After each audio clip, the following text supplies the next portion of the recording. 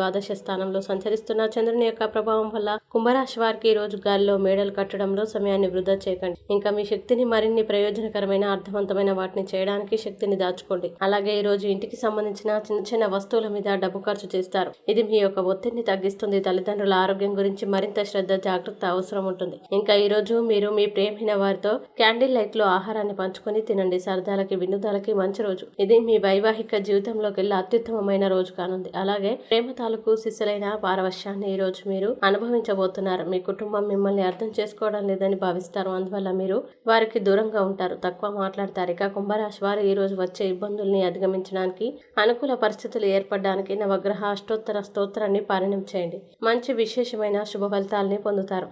ఈ వీడియోని లైక్ చేయండి, షేర్ చేయండి. మరియు మీరేమైనా సమస్యలతో బాధపడుతున్నట్లయితే వాటి పరిష్కారం కోసం ఒకసారి మా గురువుగారి నెంబర్కి కాల్ చేసి మీ సమస్యలకి తగిన పరిష్కారం పొందండి. ఖచ్చితంగా మీ సమస్య పరిష్కారం అవుతుంది. ఇంకా మీరు అనుకున్నటువంటి అన్ని పనుల్లో అంతా మంచి జరగాలని కోరుకుంటూ సర్వే జన సుఖినో భవంతు.